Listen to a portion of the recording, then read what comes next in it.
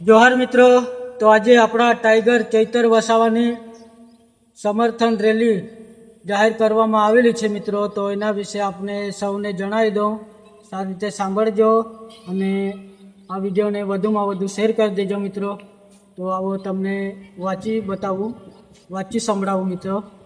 તો આપણા ટાઈગરના ગ્રુપમાંથી આવેલો મેસેજ છે મિત્રો, તો ધ્યાનથી સાંભળજો અને એના કારણો બી જણાવીશ મિત્રો આ વિડીયોમાં. તો શાંતિથી આ વિડીયો સાંભળજો મિત્રો, અને આપણે કઈ સમર્થનમાં જવાનું છે તે બી આ વિડીયોમાં જણાવીશ. તો વિડીયો છેલ્લે સુધી જોજો મિત્રો. તો મિત્રો, આપણા ચૈતરભાઈ વસાવાના સમર્થનમાં હસ્તાક્ષર અભિયાન છે આ મિત્રો. તો તંત્રએ દુરુપયોગ કરીને ચૈતર વસાવાને જેલમાં ધકેલી દીધા છે. ચૈતર વસાવા હંમેશા સામાન્ય લોકોના હક માટે લડત આપતા રહ્યા છે. આજે ચૈતર વસાવાની સાથે મજબૂતીથી ઊભા રહેવાનો સમય આવી ગયો છે મિત્રો.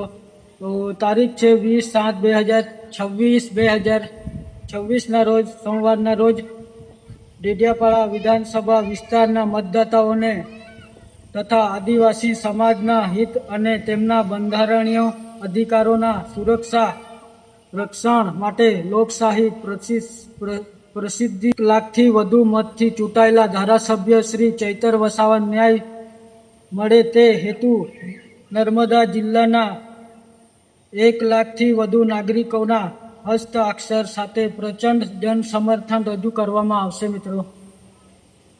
ઉત્તર દિવસ છે. ચૈતર વસાવાના સમર્થનમાં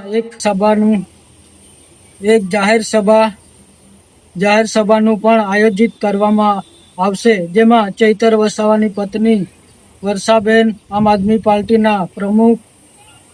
આદમી પાર્ટીના પ્રદેશ પ્રમુખ ઈશુદાન ગઢવી તથા વિસાવદરના ધારાસભ્ય ગોપાલ ઇટાલિયા પણ ઉપસ્થિત રહેશે.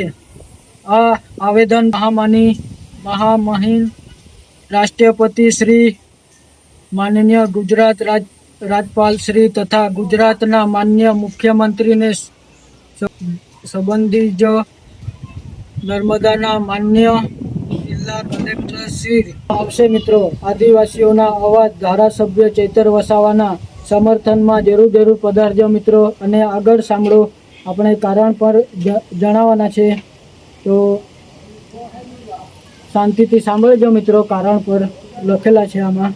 તો ચાલો રાજપીપળા તારીખ 20/7/2026 સોમવારના રોજ આદિવાસીઓના અવાજ ડેડિયાપાડાના ધારાસભ્ય ચૈતર વસાવાના ન્યાય માટે 1 લાખથી વધુ ઝબૂકે તથા રાષ્ટ્રીય કલેક્ટર નર્મદા તરફે આવેદન પત્ર પ્રચંડ ખોટા કેસ કરીને કેમ જેલવાસ કરવામાં આવ્યો, કારણ જાણો મિત્રો. આપણા ટાઈગર ચૈતર વસાવા 2500 કરોડથી વધારે રૂપિયા મેગા કૌભાંડ શોધ કાઢવામાં આવ્યું અને ભ્રષ્ટાચારીઓને સામે કાઢવા માટે માંગણી કરવામાં આવી મિત્રો. 5મી અનુસૂચિ તથા પેસ્ટ એક્ટની અમલવારી માટે અવાજ ઉઠાવ્યો મિત્રો.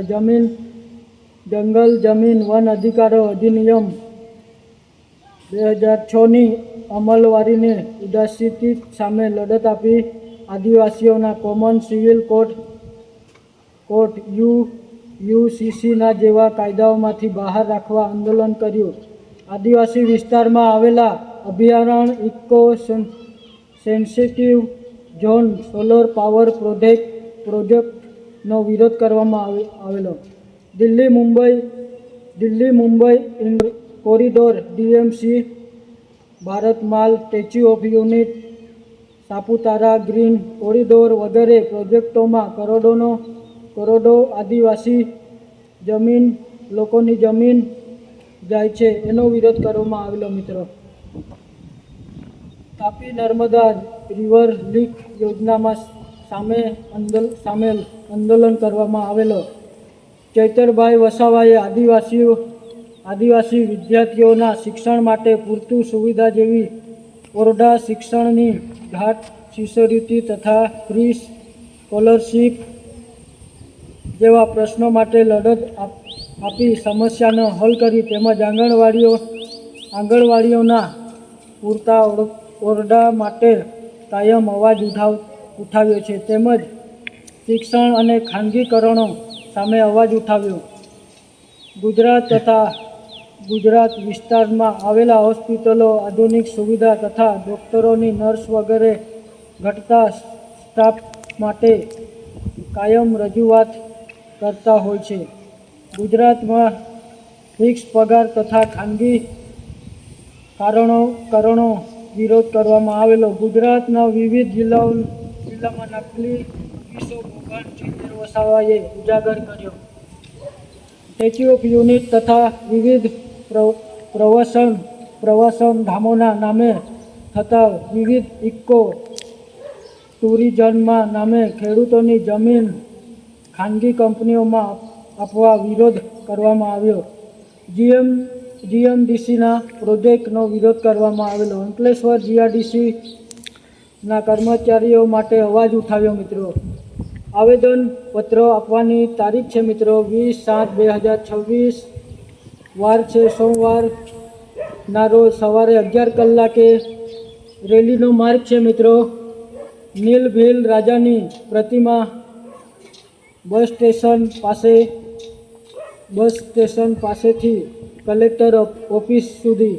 તો મિત્રો, આ વિડીયોને વધુમાં વધુ શેર કરી દેજો.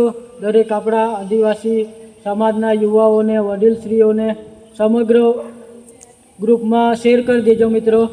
અને આગળની અપડેટ જોવા માટે ચેનલને સબસ્ક્રાઈબ કરી નાખજો મિત્રો. મળીએ બીજા વિડીયોમાં. ત્યાં સુધી જય આદિવાસી, જય જોહાર.